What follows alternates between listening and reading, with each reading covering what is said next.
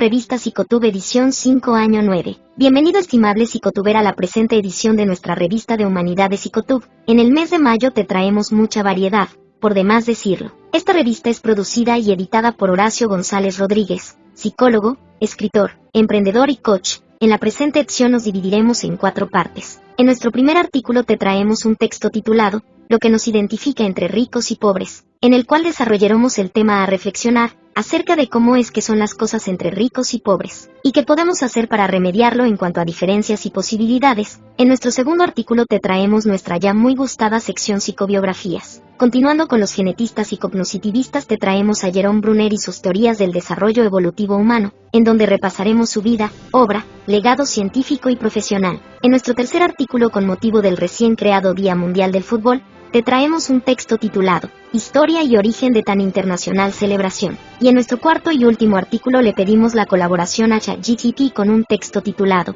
Navegando por las turbulentas aguas del trastorno de personalidad límite y su comorbilidad con otros trastornos, en donde reflexionaremos sobre el TLP y su relación con otros trastornos adjuntos como lo son el narcisista y el histriónico de la personalidad, sus definiciones y situaciones relacionadas a los susodichos, culminando con nuestro cierre de reflexión y comentarios finales. Una vez más, gracias Hispanoamérica por el constante apoyo. Seguiremos buscando las mejoras a lo largo de todo nuestro proceder como revista. Una vez más, gracias y que Dios los bendiga.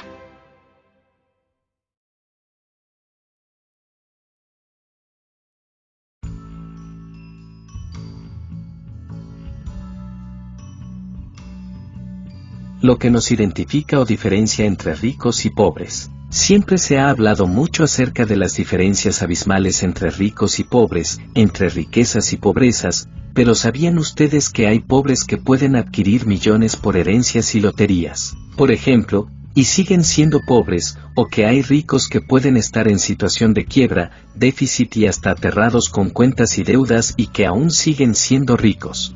La riqueza y la pobreza, así como la excesiva cantidad de dinero o el faltante del mismo, es usado habitualmente para despotricar contra los que son ricos o pobres. Contra los que tienen dinero o carecen del mismo, se dice que los ricos no entrarán al cielo, o que por el contrario la forma de saber que fuiste elegido por Dios es la cantidad de prosperidad con la cual te ha bendecido. Así pues, la gente que dice que odia a los ricos o al dinero puede ocultar frustración y envidia. También los que dicen que menosprecian a los pobres y que el mundo debería de librarse de afectados en un tipo de utopía materialista, tal cual se pueden tildar de arrogantes y narcisistas. Y hasta porque no los que insinúan defender a los pobres que puedan querer ocultar su falta de empatía y solidaridad por el prójimo.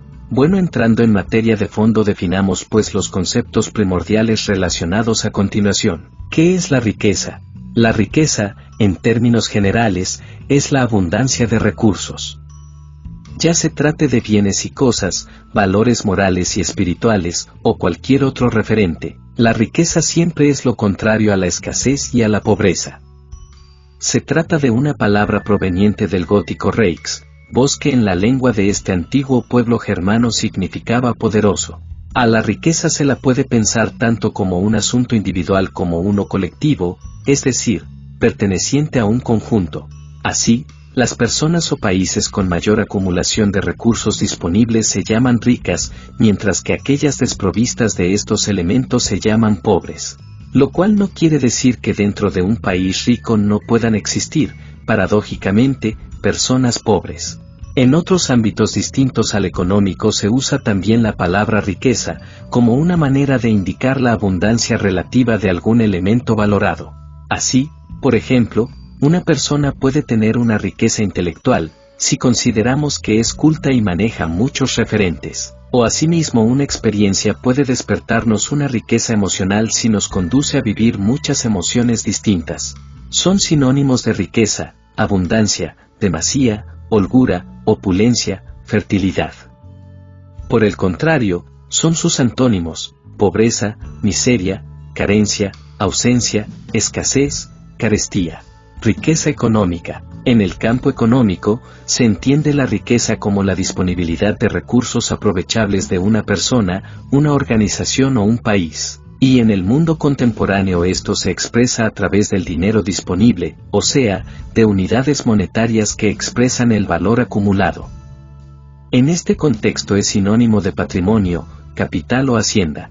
Así, se debe diferenciar entre riqueza bruta, la suma del valor monetario de todo el patrimonio disponible, o sea, la suma del valor de todos los bienes, capitales y activos que se posee.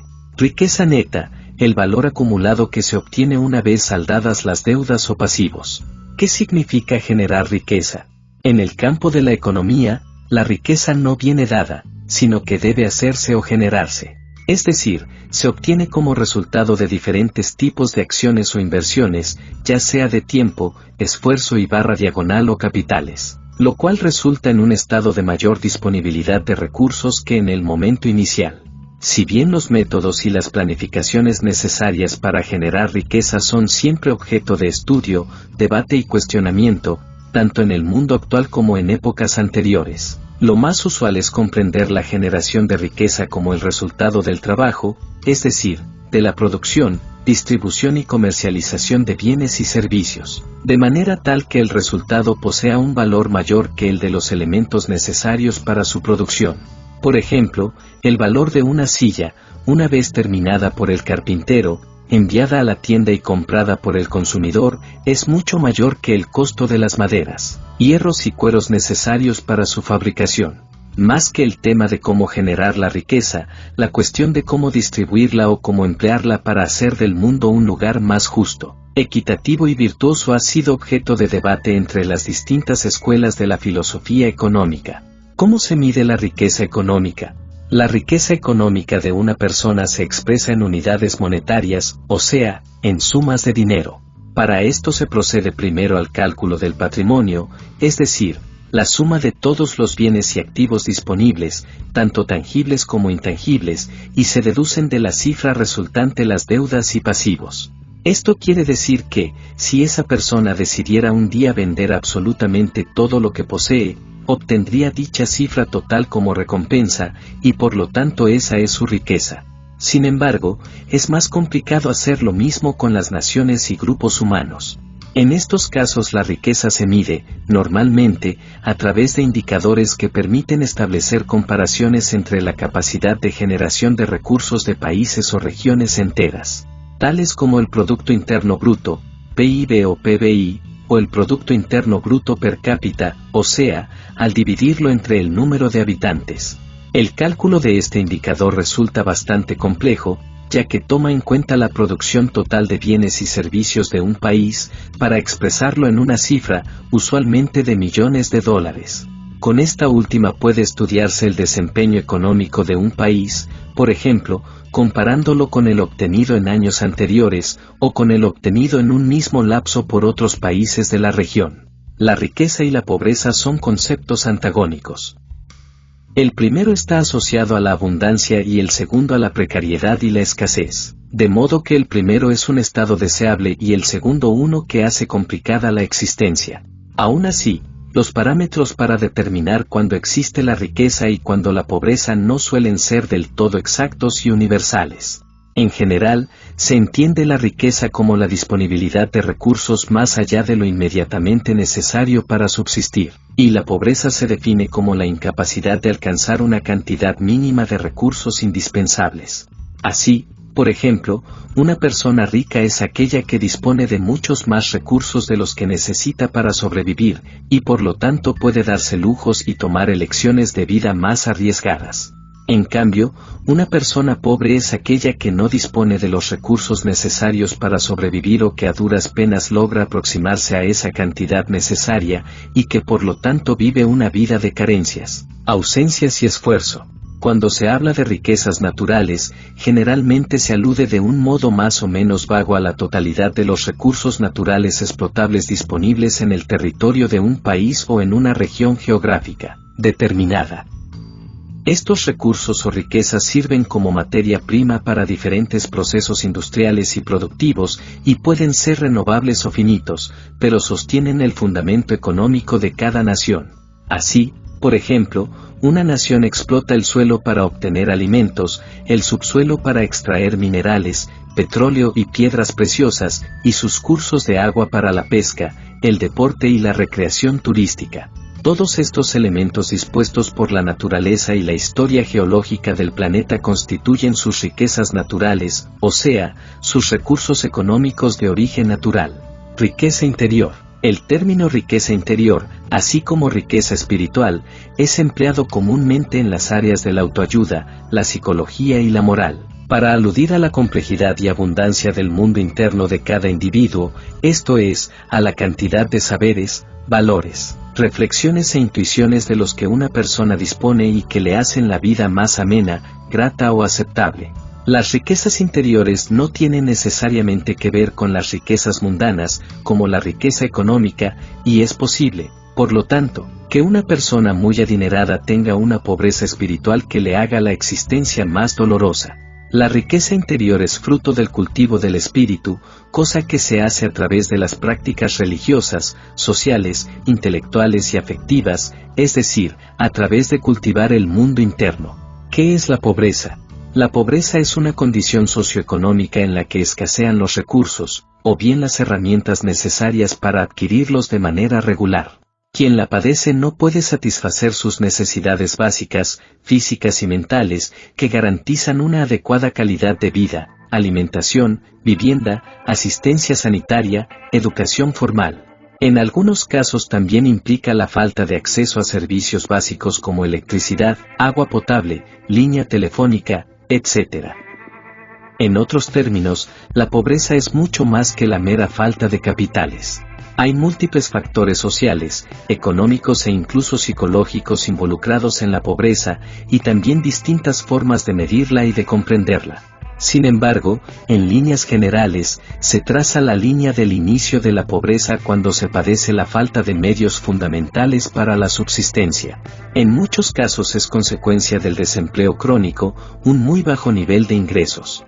Además, las condiciones de marginación y de exclusión social significativos hacen más difícil el ascenso social y la integración en términos de igualdad en la comunidad.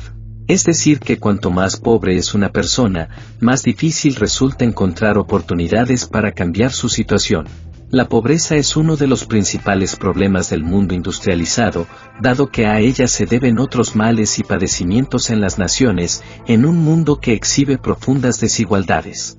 Aunque no parece haber métodos 100% efectivos para combatirla, numerosas instituciones de toda índole se dedican a sus propios planes para reducirla. De hecho, según las mediciones de la ONU, se estima que a partir del año 2000 se logró frenar el crecimiento de la pobreza a nivel global, lo cual podría ser el inicio del lento y largo proceso de empezar a revertirla. Causas de la pobreza. La pobreza siempre ha existido, desde las sociedades tempranas, ya que es consecuencia del reparto desigual de las riquezas, cosa que parece anidar en el seno de las sociedades humanas desde siempre. De hecho, la palabra misma proviene del latín pauper, que significa infértil, probablemente asociado a quienes cultivaban tierras menos generosas que las de los demás. Sin embargo, la existencia de la pobreza no obedece a causas simples, sino que es consecuencia de una serie de condiciones históricas, sociales y culturales que, por otro lado, aquejan a las distintas sociedades de maneras diferentes. Por ejemplo, el colonialismo de las potencias europeas, que saquearon y sometieron a los demás continentes, puede verse como un factor causante de que sus antiguas colonias entraran al mundo moderno en condiciones desiguales, de falta de recursos, poblaciones diezmadas por la guerra de independencia. Además, en su mayor parte sus sistemas económicos eran dependientes, lo cual prontamente se tradujo en márgenes de pobreza considerables. De hecho, muchas de las antiguas colonias son hoy parte del llamado Tercer Mundo. Además, la pobreza conlleva a menudo deficiencias educativas significativas, entre ellas la educación sexual y reproductiva, de modo que las poblaciones pobres son más propensas al embarazo precoz y a la familia no planificada. Estas condiciones disminuyen sus posibilidades de superación y reinician el ciclo de marginación y pobreza a lo largo de generaciones. Otra causa de pobreza a nivel global son las guerras y conflictos territoriales que dejan desamparados a quienes las padecen, refugiados, migrantes o sobrevivientes, reducidos casi siempre a condiciones de pobreza y obligados a empezar de cero, ya sea en su país devastado o en un país ajeno en donde no tienen nada y nadie los conoce. Tipos de pobreza. La principal distinción a la hora de hablar de pobreza se da entre pobreza crítica y pobreza extrema, dependiendo de la cantidad de privaciones vitales que la persona padece. Pobreza crítica. La padecen los ciudadanos que se ven imposibilitados para cumplir con la canasta básica de consumo, compuesta no solo por alimentos e insumos, sino por los servicios básicos fundamentales. Generalmente los individuos en esta situación invierten absolutamente todo su capital en la alimentación exclusivamente. Pobreza extrema. Considerada como un peldaño inferior respecto a la crítica, los habitantes en esta condición no solo no pueden acceder a la canasta básica de alimentos, sino que ni siquiera pueden consumir una cantidad básica de calorías diarias que les garantice un nivel de vida digno. En este nivel se encuentran los indigentes, por ejemplo. Por otro lado, la medición de los niveles de pobreza distingue, de acuerdo al contexto socioeconómico, entre otras dos categorías, pobreza absoluta y pobreza relativa. Pobreza relativa es un concepto que depende del entorno socioeconómico inmediato de una ciudad, una región, un país o un continente, pues está determinada por la relación con los demás individuos de la sociedad. Además, los términos económicos y sociales de un lugar pueden ser muy distintos a los de otro, y no siempre son directamente comparables. Pobreza absoluta. Por el contrario, la pobreza absoluta es una medición general de la población, aplicando criterios más o menos uniformes para ello, como lo constituye la canasta mínima de consumo.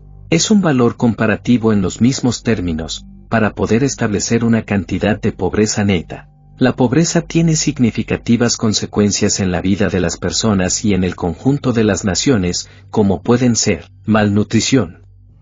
La pobreza le impide a la población infantil acceder a los niveles calóricos necesarios para crecer fuertes y sanos, elevando así los índices de mortalidad infantil y dando paso a generaciones más débiles que sus predecesoras. Pandemias. En los países donde la pobreza extrema es abundante, existen amplios sectores de la población marginados y con poco o ningún acceso a la salud pública. En esos casos es habitual la aparición de enfermedades de contagio masivo o la reaparición de enfermedades que se habían dado por erradicadas. Bajo desarrollo humano. En general, las sociedades con altos márgenes de pobreza demuestran mercados de consumo más lentos, una menor inversión en cultura y, en líneas generales, un menor desarrollo como sociedad. Criminalidad y drogas. Aunque la pobreza no tiene ningún vínculo directo y necesario con la criminalidad y la proliferación de las drogas, ni son estos dos elementos exclusivos de ella, sí es cierto que, al estar en condiciones económicas y sociales desesperadas, sean los pobres los más propensos a aceptar negocios turbios a cambio de una mejoría en su ingreso económico. Además, en muchos casos el uso de drogas forma parte de las estrategias de evasión de la pobreza, dado que en muchos casos las opciones racionales para dejar de ser pobre parecen ser pocas o ninguna. Sin embargo, esto es una consecuencia solo en algunos casos. Resentimiento social. La pobreza conduce a la exclusión. En algunos casos, la exclusión lleva al resentimiento y el resentimiento puede devenir en violencia urbana, y otros fenómenos de masas cuyos resultados pueden ser impredecibles. Sin embargo, la violencia no es una característica exclusiva de las personas que sufren pobreza y por otro lado la mayor parte de ellas no son violentas. Pobreza en el mundo. La medición de la pobreza realizada en 2012 por los organismos del Banco Mundial, arrojó las siguientes cifras. La pobreza ronda el 22,43% en los países en vías de desarrollo, lo cual representa una mejoría relativa respecto al 52,16% registrado en 1981. 2.000 millones de personas en el mundo todavía carecen de acceso a medicinas y sufren de anemia. Más de 1.000 millones de personas en el mundo pueden ser consideradas en pobreza extrema, carecen de una vivienda estable y en su 70% son mujeres. Más de 1.800 millones de personas no tienen acceso al agua potable. Alrededor de 100.000 personas mueren de hambre diariamente. Muchas organizaciones internacionales combaten la pobreza a través de iniciativas a gran escala, que van desde planes educativos, UNICEF, ayuda médica y alimentaria, Médicos Sin Fronteras, ONU. o simplemente proyectos de tutelaje económico y ayuda internacional, FMI, Banco Mundial. Aún así, la desigualdad entre las naciones del mundo desarrollado y las del llamado tercer mundo es tan significativa que no hay solución fácil al drama de la pobreza. Links fuentes, https://concepto.de/pobreza/riqueza. Algunas diferencias entre ricos y pobres. 1. Cómo usan el dinero. Ricos, saben que mucha gente trabaja duro y ganan buen dinero, pero terminan siendo pobres. Por eso se enfocan en invertir en una segunda fuente de ingresos, para no depender 100% del salario. Pobres, no piensan en inversiones. Gastan su cheque de pago antes de que termine el mes. Por eso, si los despiden del trabajo pasarán muchas necesidades hasta conseguir un nuevo empleo. 2. Mentalidad hacia el trabajo. Ricos, trabajan duro en silencio. No importa qué tan malo sea el empleo, saben que al menos obtendrán ingresos y les ayudará a pagar sus facturas. Por eso intentan maximizar su productividad para lograr mejores resultados. Pobres, siempre se quejan y no tienen intenciones en destacar en su trabajo. Tampoco están dispuestos a hacer nada más allá de sus tareas básicas. Cada día trabajan con apatía, sin pasión por lo que hacen. Aquí vemos una gran diferencia entre la mentalidad rica versus mentalidad pobre. 3. Sobre el presupuesto. Ricos, siempre elaboran un presupuesto e intentan vivir por debajo de sus posibilidades. No compran todo lo que ven, ya que intentan reducir al mínimo los gastos fuera de la planificación. Se dan ciertos lujos, pero se adaptan a un plan financiero. Pobres, gastan más de lo que ganan. No elaboran ningún presupuesto y solo se enfocan en vivir el presente. Si reciben 2.000 pesos hoy, mañana no tienen casi nada. Por eso nunca logran ahorrar ni invertir en su futuro. 4. ¿Qué hacen los fines de semana? Ricos, usan su tiempo libre para adquirir conocimientos, ya sea leyendo un libro o escuchando un podcast. Este es uno de los principales hábitos de las personas exitosas. Pobres, esperan con ansias el fin de semana para irse de viaje, salir de fiesta, gastar en el casino, etc. Mientras los pobres solo piensan en divertirse, los ricos aprovechan el tiempo para crecer humana y profesionalmente. 5. Sobre ejecutar las ideas. Ricos, muchos de los multimillonarios son inventores, como Bill Gates, Elon Musk, Mark Zuckerberg, etc. ¿Qué tienen en común? Ellos piensan y hacen que las cosas sucedan. Tú también tienes esta capacidad, solo debes ponerla en práctica. Pobres, según la web Kate Hildreth, los pobres tienen muchas ideas y proyectos, pero no llevan nada a la realidad. Por eso se quedan toda la vida en un empleo seguro, pero sin futuro. Así se les va la vida, sin lograr sus metas. Es una importante diferencia entre la mentalidad rica versus mentalidad pobre. 6. Mentalidad hacia el tiempo. Ricos, utilizan muy bien su tiempo para cosas productivas. Incluso cuando se hayan tomado un break de sus trabajos, los verás leyendo libros en su casa. Esto no significa que los ricos no descansan, sino que evitan pasar todo el día en el sofá viendo Netflix. Pobres, solo piensan en matar el tiempo libre viendo televisión, usando videojuegos o navegando en las redes sociales. Así nunca lograrán salir del rebaño. 7. Mentalidad hacia el dinero. Ricos, creen que donde hay riqueza, hay paz. Según el sitio Success is Money, un inversor inmobiliario multimillonario dijo que la mayoría de los delitos, especialmente el robo, solo existen entre quienes no tienen dinero. Si no tienen ni para su comida, es probable que busquen opciones fuera de la ley. Pobres, creen que el amor al dinero es la raíz de todos los males. Por eso expresan un rechazo hacia los ricos y la acumulación de fortuna, aunque en el fondo lo desean. 8. Mentalidad hacia el gasto. Ricos, aquí tenemos otra gran diferencia entre la mentalidad rica versus mentalidad pobre. Los ricos se enfocan en comprar activos, es decir, cualquier cosa que sume dinero a sus bolsillos mes a mes y les permita acumular riqueza. Por eso crean negocios y empresas. Pobres, gastan en cosas innecesarias, como un reloj de lujo, joyas o mucha más ropa de la que pueden utilizar. revientan la tarjeta de crédito y a final de mes sufren para poder pagarla. 8. Mentalidad hacia el gasto. Ricos, aquí tenemos otra gran diferencia entre la mentalidad rica versus mentalidad pobre. Los ricos se enfocan en comprar activos, es decir, cualquier cosa que sume dinero a sus bolsillos mes a mes y les permita acumular riqueza. Por eso crean negocios y empresas. Pobres, gastan en cosas innecesarias, como un reloj de lujo, joyas o mucha más ropa de la que pueden utilizar.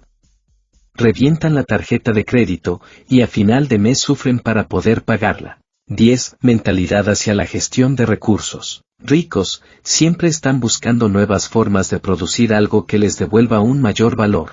No les importa si un producto en particular ya existe, una vez que el nicho de mercado sea rentable, entrarán en él y ofrecerán algo a los consumidores. Pobres, son los que más consumen en todas las economías. Debido a que no tienen una mentalidad empresarial, desperdician todo su dinero en el consumo de productos para satisfacer sus necesidades. 11. Mentalidad hacia las malas circunstancias. Ricos, creen que su vida está en sus propias manos. Cuando algo no va bien, se culpan a sí mismos y buscan formas de resolver el problema. Asumen todas las responsabilidades de su vida. Pobres, no se hacen cargo de sus fracasos. Cuando algo les sale mal, culpan al gobierno, a la sociedad, a sus jefes y hasta al clima. Por eso no buscan la forma de solucionar sus problemas, sino que se lo dejan al destino. 12. Mentalidad hacia el fracaso. Ricos, solo dejan de intentarlo cuando ven que la tarea es inalcanzable o que el resultado no será nada satisfactorio. Pero jamás renuncian a un proyecto por cobardía o frustración. Pobres, lo dejan todo cuando se sienten desanimados o creen que la tarea será muy difícil de lograr. Los escucharás decir, Dios no me dio el talento para hacer esto, tengo que renunciar. Es un aspecto muy importante en cuanto a las diferencias entre la mentalidad rica versus mentalidad pobre. 13. Mentalidad hacia la educación financiera. Ricos, siempre están abiertos a las ideas financieras. Es por eso que la mayoría odia las conversaciones triviales. Les gusta tener una conversación sobre ideas para invertir su dinero de manera segura y obtener altos rendimientos. Pobres, no importa cuánto ganen, no tienen idea sobre cómo invertir o comprar activos que generen ingresos. La educación tradicional no les enseña cómo funciona el dinero, y ellos tampoco se esfuerzan en aprenderlo por su cuenta. 14. Mentalidad hacia el éxito. Ricos, saben que seguramente tendrán éxito en los próximos días. Así que hacen todo lo posible para lograr este sueño. Visualizan su éxito, trabajan para lograrlo y lo hacen realidad. Pobres, no hacen lo que les corresponde para lograr sus metas. Piensan que el éxito es solo una opción, no una necesidad, y por eso no se esfuerzan lo suficiente. Siempre se quedan en la mediocridad. 15. Trabajo inteligente versus trabajo duro. Ricos, en lugar de depender únicamente de su trabajo, dejan que su dinero trabaje para ellos como una segunda fuente de ingresos a través de inversiones o activos. Pobres, dependen únicamente de su trabajo actual y no crean una segunda fuente de ingresos. Siempre se quejan de que el dinero no les alcanza, pero no hacen nada para cambiar su situación financiera. Trabajan duro toda la vida, pero terminan con la cuenta bancaria vacía. Link fuente, https://fotogalerías/coaching-15-diferencias-entre-la-mentalidad-rica-pobre-noticia. Recuerda entonces, estimable psicotuber, que debe haber coherencia entre lo que piensas, haces y dices a la vez. No puedes decir que te gustaría tener dinero y prosperar a la vez que odias a los ricos y al dinero, o que prefieres el socialismo como sistema de gobierno, que quieres cosas o que tienes metas pero que odias a todos los que han ido por el camino que anhelas. Así que piénsalo muy bien, estimable psicotuber, pues con dicha mentalidad difícilmente vas a lograr algo en la vida o a llegar a algún lugar tal cual.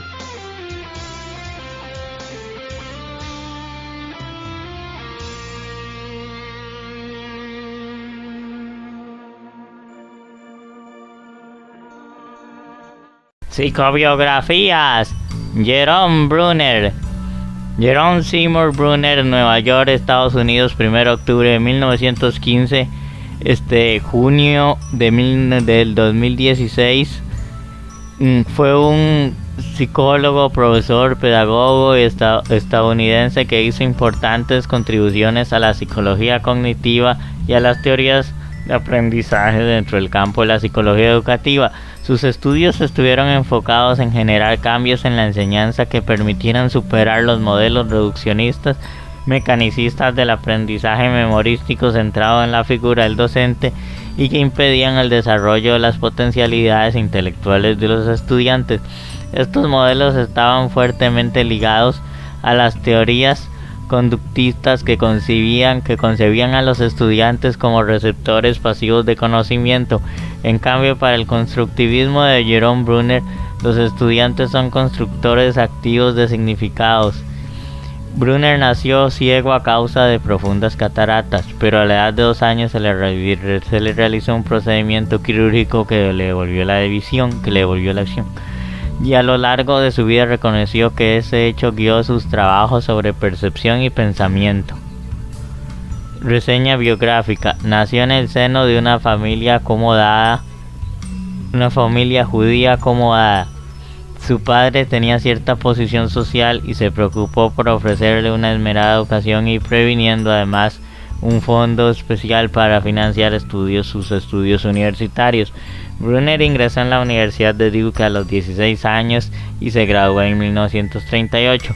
Prosiguió sus estudios en la Universidad de Harvard, donde se doctoró en psicología en 1941. Durante la Segunda Guerra Mundial se alistó en el ejército, trabajando en el departamento de psicología del cuartel. Al terminar la guerra regresó a Harvard en calidad de profesor e investigador. Publicó trabajos interesantes sobre las necesidades de la percepción, llegando a la conclusión de que los valores y las necesidades determinan las percepciones humanas. En 1956 publica A Study of Thinking, considerado el inicio de una revolución cognitiva o revolución en la psicología del pensamiento. Según Piaget, esto debido a que la mente humana considera una facultad que procesa, manipula y filtra información, reemplaza la conducta como un nuevo objeto de estudio. En 1960 funda el Centro de Estudios Cognitivos de la Universidad de Harvard. En ese mismo año escribe El proceso de la educación, un libro que tuvo un gran impacto en la formación política de los Estados Unidos e influyó en el pensamiento de orientación de buena parte del profesorado. En 1963 recibe el premio de la Asociación de Psicología. Formó parte del equipo de investigadores del proyecto MACOS, el cual fue un programa de enseñanza de humanidades con el que buscaba elaborar un plan de estudios sobre las ciencias del comportamiento. En 1970 integró el equipo de profesores de la unidad de Oxford hasta 1977, realizando investigaciones sobre la adquisición del lenguaje en los niños. En 1974 se hizo acreedor a la medalla de oro SIVA por investigación original y excepcional. En 1987 obtiene el premio Balzan por contribuciones al rendimiento de la mente humana. Realizó importantes estudios sobre cómo la pobreza afectaba severamente al proceso de enseñanza-aprendizaje, reducía las oportunidades de superación de aquellos que vivían en los guetos de las grandes ciudades estadounidenses. Concepción de aprendizaje. En su publicación A Study of Thinking se plasmaban los resultados de un estudio que llevó a cabo junto a Goodnow y Austin sobre la forma en la que la inteligencia humana clasifica su entorno en clases significativas de hechos mediante el trato de cosas distintivas como equivalentes. Esto es conocido como categorización o conceptualización. El aprendizaje consiste esencialmente en la caracterización de nuevos conceptos, que ocurre para simplificar la interacción con la realidad y facilitar la acción, y la categorización está estrechamente relacionada con procesos como la selección de información, generación de proposiciones, simplificación, toma de decisiones y construcción y verificación de hipótesis. El aprendizaje interacciona con la realidad organizando las entradas según sus propias categorías. posiblemente creando nuevas o modificando las preexistentes. Las categorías determinan distintos conceptos. Es por todo esto que el aprendizaje es un proceso activo de asociación y construcción. Otra consecuencia es que la estructura cognitiva previa del aprendiz, sus modelos mentales y esquemas, es un factor esencial en el aprendizaje. Esta da significación y organización a sus experiencias y le permite ir más allá de la información dada, ya que para integrarla a su estructura debe contextualizar y profundizarla. Para formar una categoría se pueden seguir estas reglas. A. Definir los atributos esenciales de sus miembros, incluyendo sus componentes esenciales. B. Describir cómo deben de estar integradas sus componentes esenciales. C. Definir los límites de tolerancia de los distintos atributos para que un miembro pertenezca a la categoría. Brunner distingue dos procesos relacionados con la categorización: Concept Formation, aprender los distintos conceptos, y Concept Attainment, identificar las propiedades que determinan una categoría.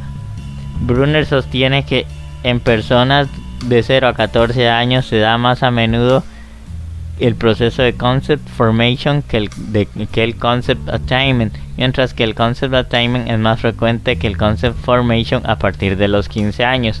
Modelos de representación.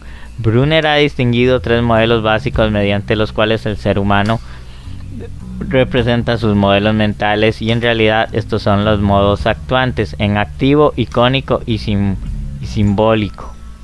Representación actuante en activo consiste en representar cosas mediante la reacción inmediata de la persona. En este tipo de representación ocurren marcadamente en los primeros años de la persona. Brunner la ha relacionado con la fase sensomotriz de Piaget, la cual se fusionan la acción con la experiencia externa.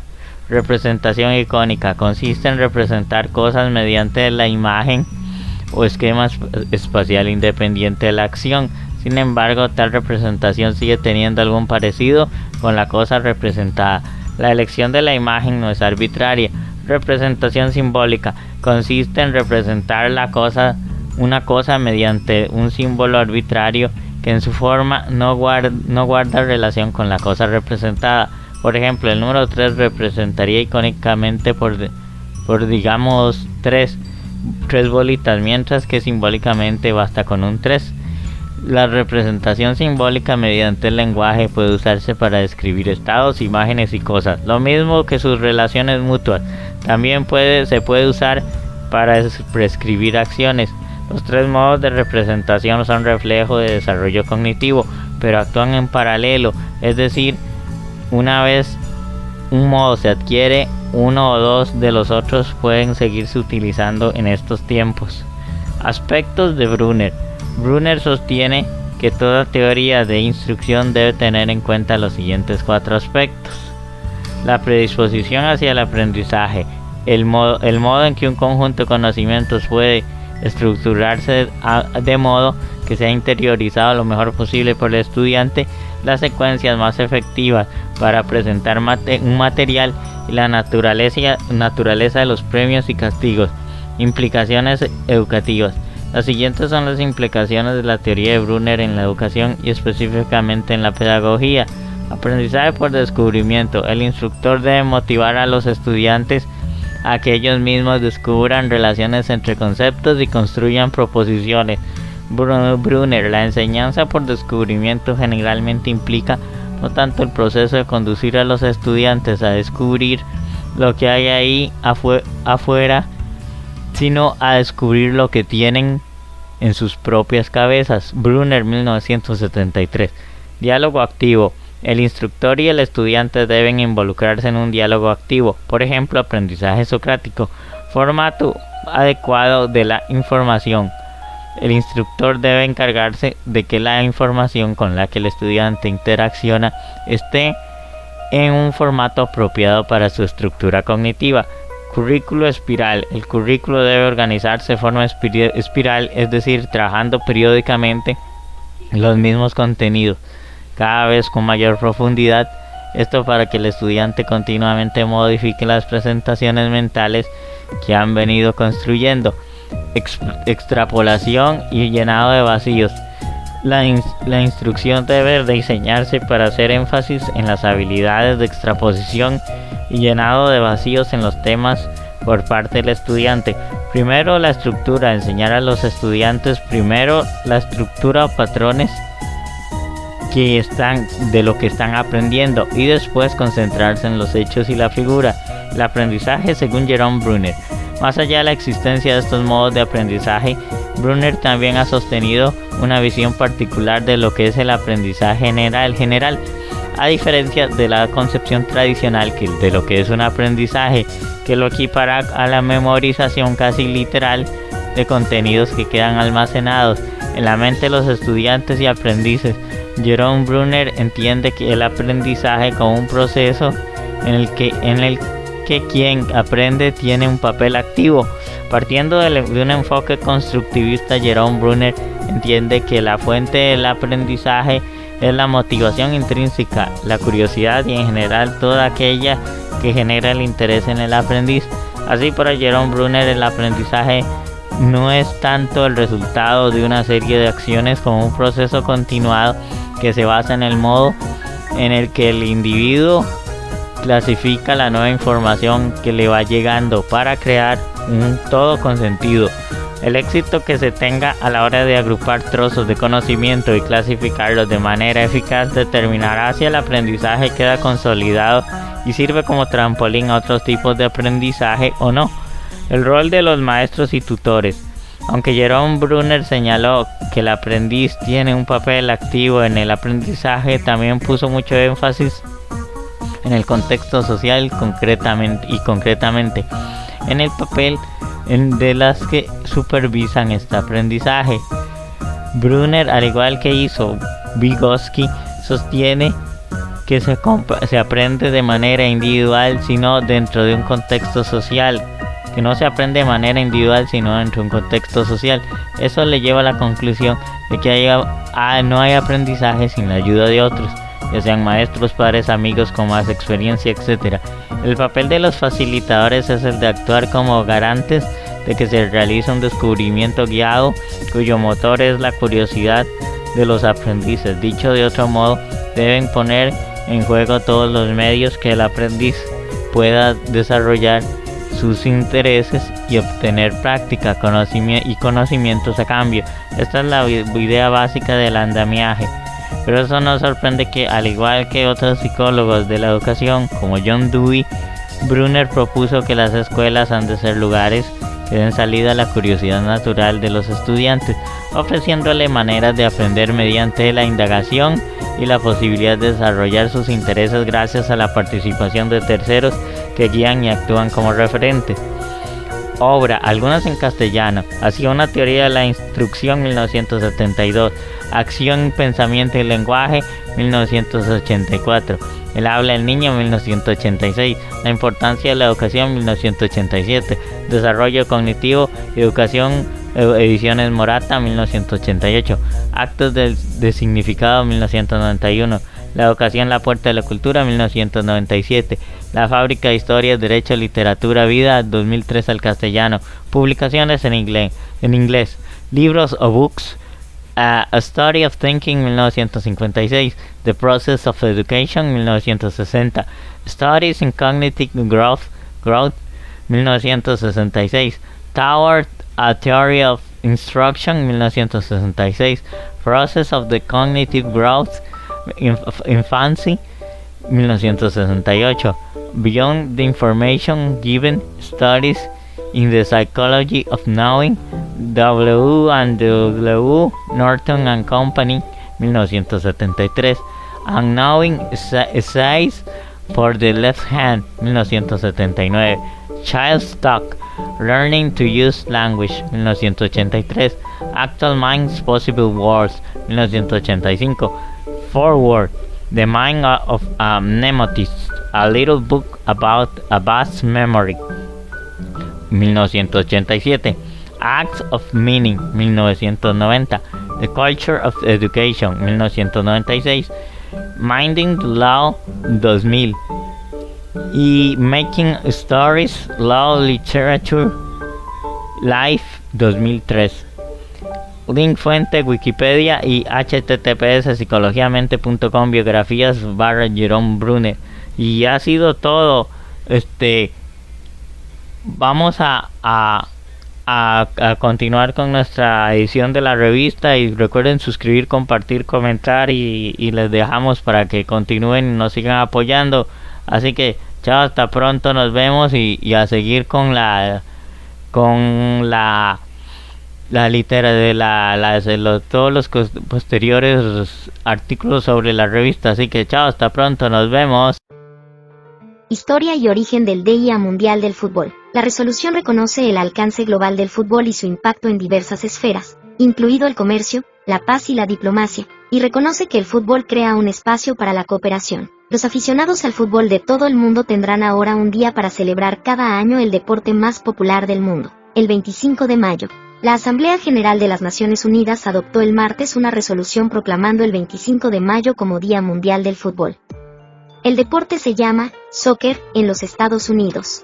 La jornada marca el centenario del primer torneo internacional de fútbol de la historia con representación de todas las regiones que tuvo lugar el 25 de mayo de 1924 durante los Juegos Olímpicos de Verano, celebrados en París, según la resolución. La Asamblea General de 193 miembros adoptó la resolución por consenso con un golpe de mazo por parte de su presidente, James Francis, entre aplausos de los diplomáticos en la sala de la Asamblea. Fue copatrocinado por más de 160 países. El embajador de Libia ante la ONU, Taher El-Soni, quien presentó la resolución, dijo a la Asamblea: el fútbol o soccer, como otros lo llaman, es el deporte número 1 que se juega y sigue en todo el mundo. Pero subrayó que el fútbol es más que un juego, ya que lo juegan personas de todas las edades en las calles, en los pueblos, en las escuelas y en los patios por diversión y en competiciones. Debido a su posición incomparable en el mundo del deporte, El-Soni afirmó: el fútbol sirve como un lenguaje universal que se habla en todo el mundo, superando barreras nacionales, culturales y socioeconómicas.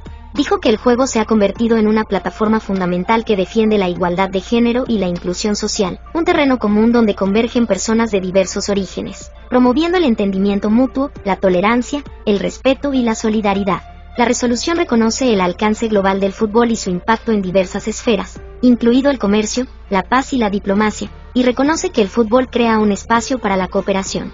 También reconoce el papel fundamental del organismo rector internacional del fútbol, la FIFA, y el importante papel de las federaciones de fútbol regionales y nacionales, así como de las asociaciones relevantes, en la promoción del juego. La resolución alienta a todos los países a apoyar el fútbol y otros deportes como herramienta para promover la paz, el desarrollo y el empoderamiento de las mujeres y las niñas. También alienta a los países a adoptar políticas y programas para promover el fútbol y otros deportes y actividades físicas.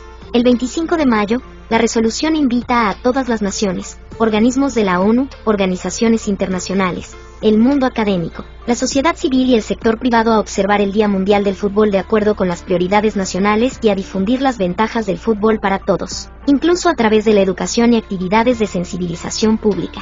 Link fuente: https://www.ispn.co.cr/fútbol-fútbol-nota-fútbol-día-mundial-nota-mundial-1362887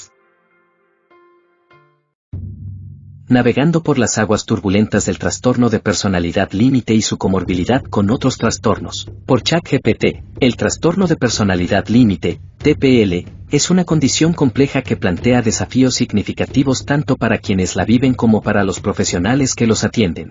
Caracterizado por una inestabilidad emocional intensa, miedo al abandono, relaciones interpersonales tumultuosas y una imagen de sí mismo muy fluctuante, el TPL puede ser profundamente perturbador y doloroso. No obstante, un aspecto crucial y a menudo complicado del TPL es su tendencia a presentarse junto con otros trastornos de personalidad, como los trastornos narcisista e histriónico, entre otros. Esta comorbilidad puede intensificar los síntomas y complicar el diagnóstico y tratamiento. ¿Qué es el trastorno de personalidad límite? El TPL es uno de los varios trastornos de personalidad identificados por la Asociación Americana de Psiquiatría. Las personas con este trastorno a menudo experimentan emociones extremas que pueden cambiar rápidamente. Estas fluctuaciones pueden afectar su capacidad para mantener relaciones estables, llevar un sentido coherente de identidad y comportarse de manera predecible. Además, las personas con TPL pueden experimentar episodios de ira intensa, depresión y ansiedad que duran desde unas pocas horas hasta varios días. La comorbilidad en el TPL. El TPL rara vez aparece en aislamiento. Frecuentemente, este trastorno coexiste con otras condiciones psiquiátricas, complicando el panorama clínico y el enfoque terapéutico. Entre los trastornos comúnmente comórbidos se encuentran: trastorno narcisista de la personalidad, caracterizado por un sentido grandioso de autoimportancia, una necesidad excesiva de admiración y una falta de empatía hacia los demás. Cuando el TPL y el trastorno narcisista coexisten, el individuo puede mostrar una mayor dificultad para manejar críticas y un sentido inflado de victimización. Trastorno histriónico de la personalidad. Este trastorno se manifiesta en un patrón de emotividad excesiva y búsqueda de atención. Las personas con TPL y trastorno histriónico pueden exhibir una mayor tendencia a la dramatización y una fluctuación aún más intensa en sus emociones. Implicaciones de la comorbilidad. La presencia de trastornos comórbidos puede complicar el diagnóstico y tratamiento del TPL. El solapamiento de síntomas puede hacer difícil para los profesionales distinguir entre los trastornos, lo que requiere un enfoque cuidadoso y considerado en la evaluación y en la definición de un plan terapéutico.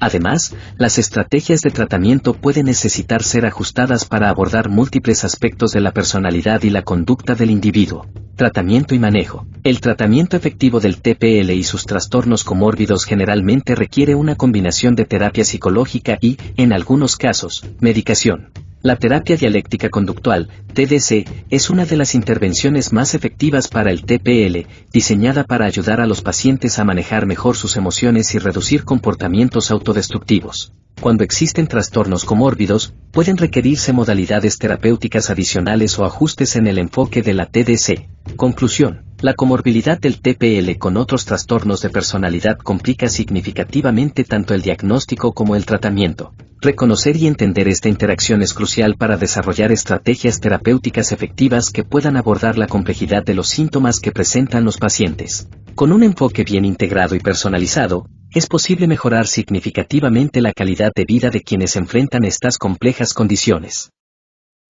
Cierre Revista Psicotub edición 5 año 9. Hemos llegado una vez más al cierre de otra impactante edición de nuestra revista de Humanidades Psicotub. Los dejamos con nuestro acostumbrado cierre de reflexión y comentarios finales. Recuerden suscribirse, compartir, comentar, dar me gusta o lo contrario. Recuerden unirse a nuestro grupo de Facebook de la revista, continuar dejándonos sus generosas contribuciones al PayPal en la cabecera del canal. Recuerden adquirir mi novela Neoapocalipsis, mis libros Cuando los psicólogos escriben tonterías volumen 1 y 2, y Psicología Videojuegos volumen 1. Una vez más gracias por el constante apoyo y Dios mediante nos vemos en la siguiente edición de nuestra bien amada revista.